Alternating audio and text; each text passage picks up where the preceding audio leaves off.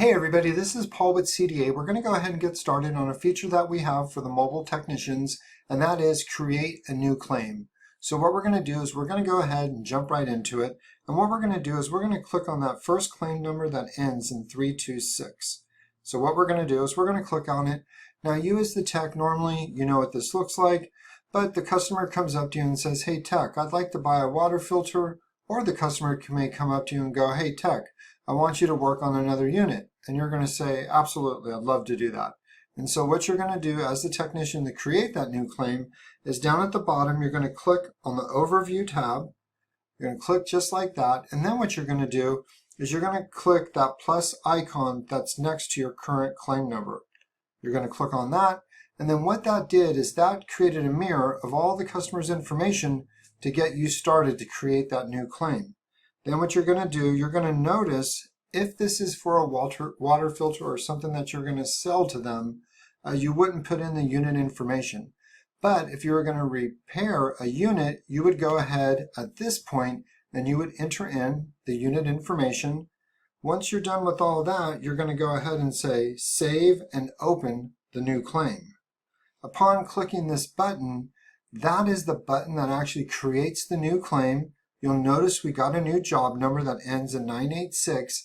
And what happened was that new claim now appears at the front office so that they too know that a new claim was created and it's in their system as well. So as long as you create a new claim and see that new claim number generated, you can rest assured that the front office knows as well.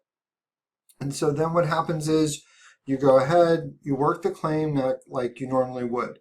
Now the question that comes up is, where does this claim end up on the schedule? And so the simple answer is the day that you create the claim is the date that this claim number will appear in the schedule. Now the question is, what if I'm just selling them a product like a water filter? The claim will still show up in the schedule for the day that you created a new claim or sold the product, and or if you're working on a unit, the same day that you created the claim to work on the unit is the same date it will appear on the schedule. And the reason why we do that is so you as the tech can find the job in your schedule for the date you created it, and then the front office will also know that you created a new claim because it will appear in the scheduler as well. So just something to keep in mind that yes, when you create a new ticket, it automatically gets added to the schedule for the date that you created the claim.